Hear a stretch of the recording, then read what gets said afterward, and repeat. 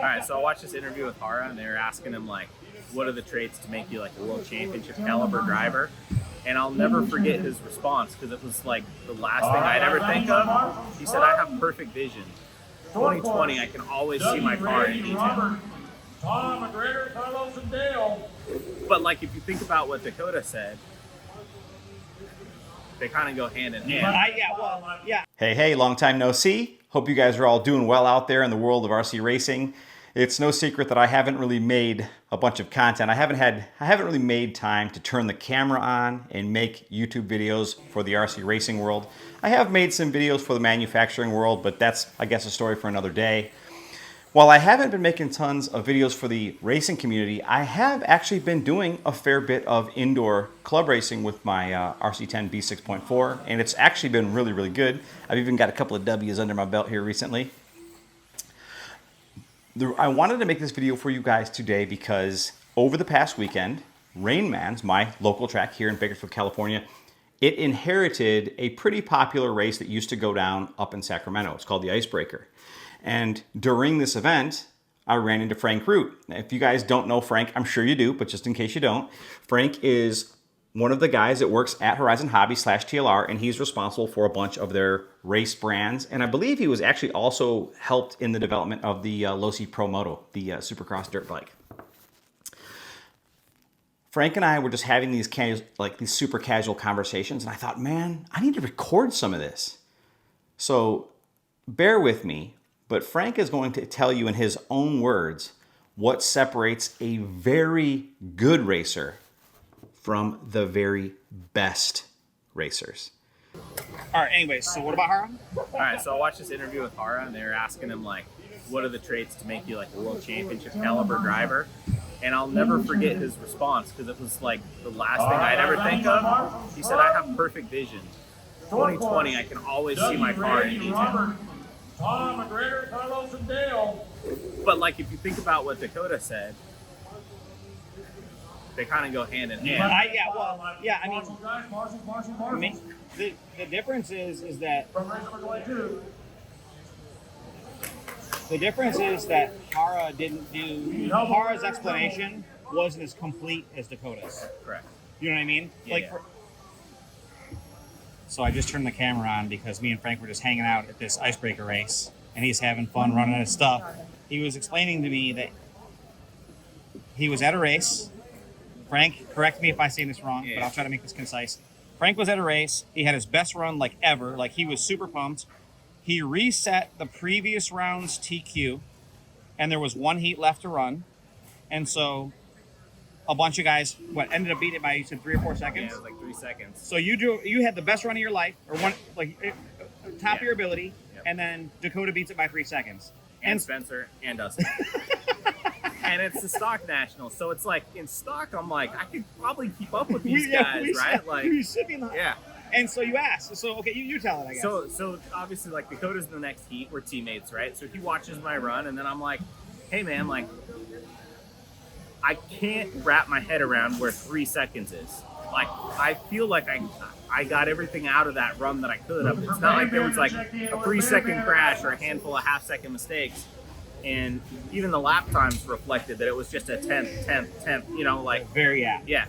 And he said the difference between what he can do and what I can do is that when I'm like 6 inches away from the pipe and I have that split-second hesitation where I think I might hit it, so maybe I back out of my steering a little bit or let off the throttle a little bit or don't fully commit to the turn, I lose a little bit of time. And then when I'm 1.5 feet or 2 feet off the pipe and I know I'm not going to hit it, I actually corner faster, but just not as tight. Yeah, you're attacking the corner when you're a foot out. Because I know, I'm like, okay, I'm good, I'm not going to hit anything.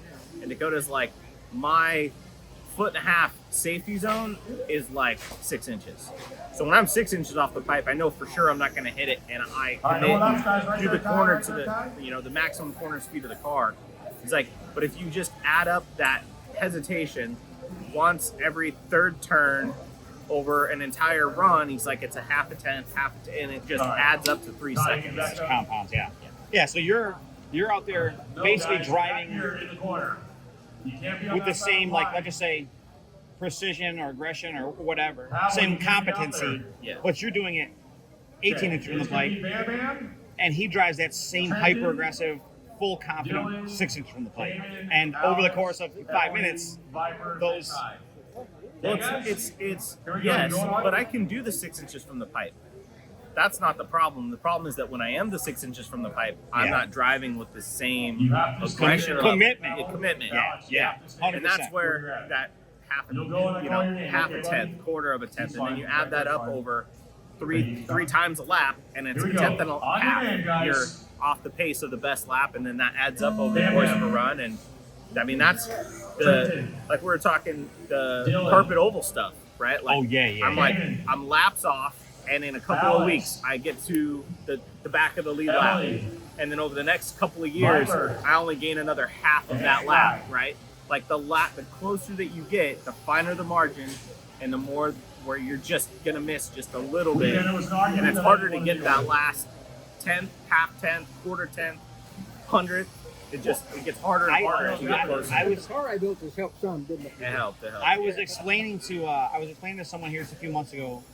I'm like, listen, So now the next a guy that walks through the door that has never touched this track is closer to my skill level than I am to Dakota. Probably. But, well, think about it. Is there, just from like a statistical point, that guy could come in here and for 2 years he can grind his heart out, and if he's got reasonable hand-eye coordination, he and I will be real competitors in 2 years, or maybe 6 months, depending on his commitment. But will I ever be a competitor to Dakota? Never, right? I don't even want to. It's non-linear. It's like one. It's like 2 might be twice 1, but 3 is 5 times 2, and by the time you get to 10, the gap between 9 and 10 is wild. Yeah, and I mean, I hate to be negative, but like, I don't think that you or I, no matter how much effort, time, or anything else we put in, could ever be as fast as Dakota or Mayfield or Spencer. And at this point, it's just like my reaction times. I'm 41. I'm not old, but I'm 41. Well, like, I'm 44 and I am old. Can't be the same as a 25-year-old. Yeah. Like so even regardless of anything else. Don't forget our apple guys. Even if I was 25 again, it's still almost impossible to gain that last little bit. Not only that, first of all, I 1,000% agree, and I'm like you. I try to be careful. I don't want to tell another person what they can or can't do, but I 100% agree. I will never, and probably could never compete with. I mean, Dakota is one of those guys where, like, it's like Mayfield. They've been doing it since they were little boys. Yes. And they just happen to be highly coordinated, and like they're the tip of the spear. You know what I mean? And so even when we do our best runs, it just, I don't think that there are plenty of people that are born that are good swimmers that will never be Michael Phelps in the pool. You know what I mean? I just remember we were at a race at RCE like a couple years ago. It was a TLR Cup, and me and Dakota are there. We were there with the 22X4 like before it was out, and I beat him in seating. And it was one of those things, like, my tires were a little bit better for how the track was, and I got him in seating by, like, 1/10 of a second, and he just immediately, like, played it up, but in a way where he was crushing my confidence immediately. And, like, round 1, so he's just like, dude, I'm starting right behind you, and I'm sending it. And, like, I didn't even make a lap before I crashed. I started right in front of him, you know? It's just like, yeah.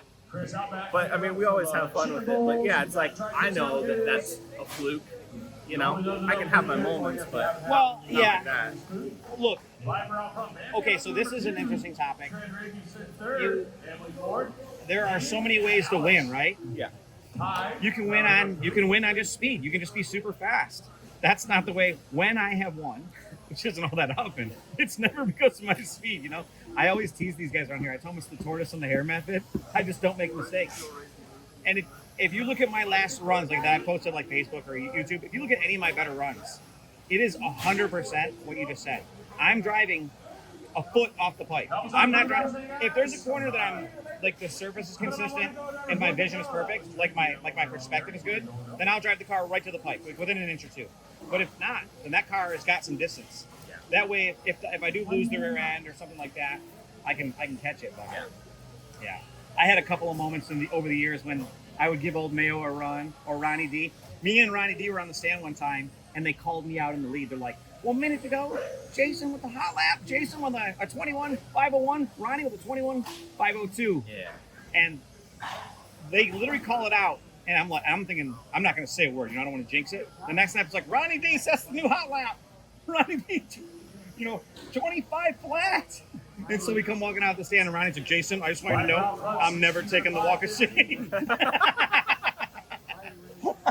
Like, Yeah. I bet you aren't. I mean, Yeah. I was hoping. Yeah, those kids are not worried about me anymore, I promise. Well, you've done plenty racing, and you've done probably even more behind the scenes with all these cars, all the stuff you've done now. You guys may or may not know that Frank is actually a very accomplished racer. He's a far better racer than I am today or ever was at any point in my RC career. He's very capable, and it's interesting to get these types of insights and lessons from somebody that is so deeply embedded inside the RC community. Frank has been to tons of events, obviously helps develop vehicles that huge numbers of people drive and have fun with. The first time Frank told me this story before I turned the camera on, it was a little bit more clean, a little bit more concise, but the gist was this. Where does that 3 seconds come from? It comes from an absolute level of certainty, an absolute commitment to drive the car to its absolute limit, just inches from the pipe, every corner, every lap for 5 solid minutes. Hope you guys enjoyed this video just as much as I enjoyed watching it, and we will see you guys in the next one. See ya. Bye-bye.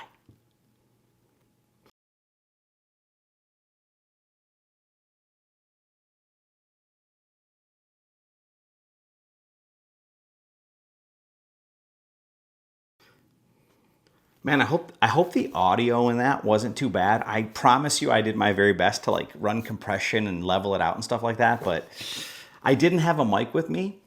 I actually went out to my car to get my tripod because I had totally not brought it in, but some of these conversations were just so fun. I thought, man, you guys just, I don't know, you might enjoy hearing them. Hearing these conversations that happen, kind of like a fly on the wall type of thing. So if you guys like this stuff, I'll try to do it more when I'm at the events. Later, guys. Bye-bye.